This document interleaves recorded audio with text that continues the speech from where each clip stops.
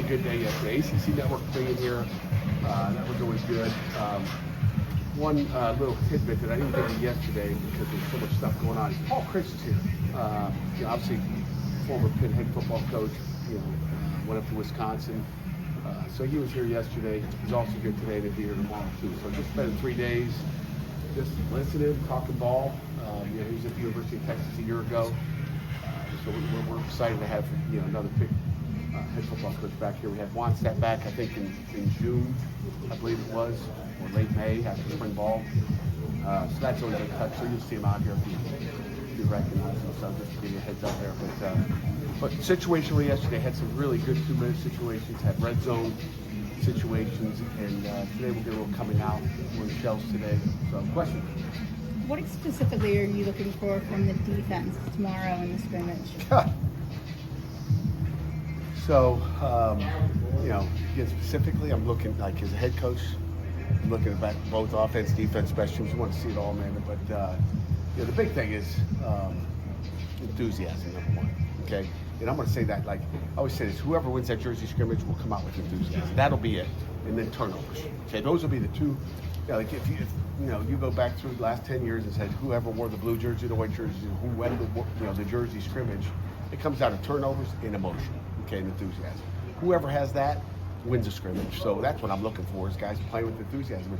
And it's crazy how one unit's going to be a little bit cranked up more than the other. Why is that? I have no idea.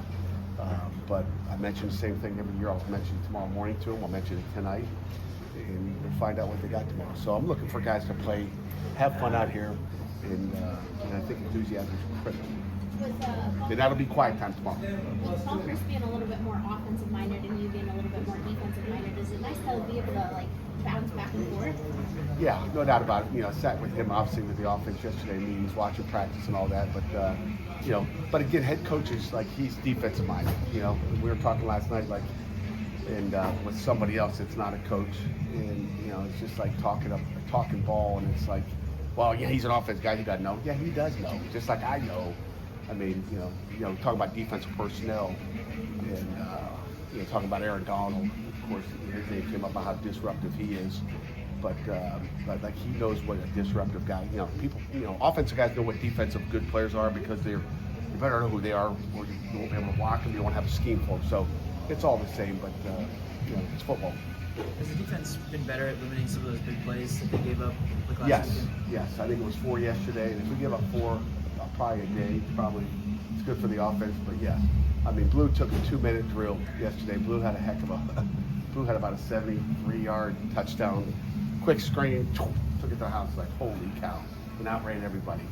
So that wasn't a good thing for the defense, but for the offense, you'd like to see it. As a head coach, I'm happy, but I'm not happy if there's 10 of them, But, I guess I'll be happy if there's 10, and it's against an opponent.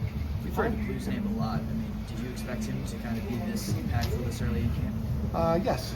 I mean, we saw it last spring, so I knew he'd be a guy that's going to be a difference maker, I think. I mean, I'm really excited about what he's going to give our offense this year. I think he's the best ball in hand guy we've had in the last couple of years. That's including Mumfield, who I thought was good with the ball this year, but he's a guy that can make plays when he catches a short pass, and that's what you want. Anybody can run a good route. Coach Bell and JJ, they're going to get guys open, catch a ball, fall down.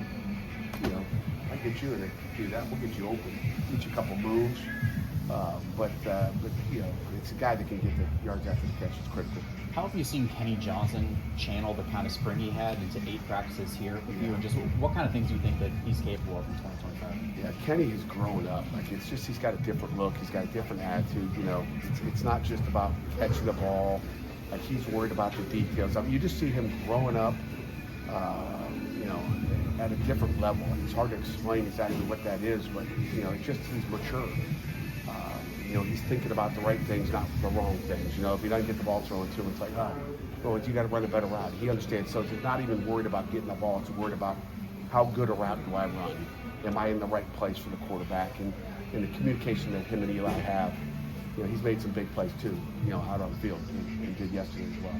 You mentioned Braylon Lovelace on media day as a guy to kind of watch on the defense and how impressed you've been with him. You compared him to Sebastian Dennis, and we know what that's that's a high compliment coming from you. What has he shown you over the last 2 years and the spring and this summer that reminds you of Voss? You know, first thing is just being able to move in and play that Mike position. So he's smart like Voss is, and it was an easy, smooth transition for him. But you know, anytime you can take an outside linebacker and move him into Mike, and I think Kylo Lovelace could do it. I think you know, Heem could do it, but I want to keep those guys where they were and move that third best guy as far as outside linebackers go, and move them right into that Mike, which is just a natural. So that's what makes you think of them as you know, kind of like, you know, Sebastian Dennis a little bit. So I think that's part of it. But he's, you know, he's done a nice job out there. You know, let's hope he's tough, and you know, we'll find out. You know, we can make those comparisons in August. Let's, you know, I want to make that comparison after December and January. I think he told me on media day he had watched every snap Sebastian played, like gone back. He told you that? I think he did. Okay, Yeah. I was gonna say, I was like, I didn't know that. Right. Same. But I mean, I does didn't know that that. sort of speak to his? Because Sebastian had that kind of. Yeah, I thing, didn't know right? that. That's news to me, so I appreciate the news. Told you I don't read that stuff. Thanks for not sending me anything like that. But no, it's good. That's interesting to say that, because I make that comparison. I'm sure he watched it before I made that comparison. He didn't go back after I said that, you know, date-wise. But I can see that. I mean, you know, those guys go back and watch tape. And that's the thing about our football team. We teach them how to watch tape. They are gym, you know, film rats, whatever you want to call it. I mean, they're going to evaluate the game. I mean, obviously we talk about Kyle, we talk about Rasheem. Braylon had 10.5 tackles for loss last year. If he's playing the middle, will he get as many opportunities to do that, or will you Yeah. also? Is Sebastian making enough plays? I mean, again, all those three guys are going to make plays. I mean, and it just depends on where it goes. And each one of those guys has to do their job. And some, you know, it's like everybody getting that high expectations for Kyle Lovelace making all these plays. Kyle may not make it. Maybe it's Lovelace making more because it's not getting to him. Okay, but people are going to be running away from Kyle Lovelace, I'm sure, if they're smart or doing things to isolate, you know, work, you know, maybe his weakness or whatever that is. But you know, I mean, they're all three. Shoot, our D line's built. The whole defense is built for anybody to make plays. Just do your job. Don't try to make, just do your job. Anything else? Nothing? Who's coming tomorrow?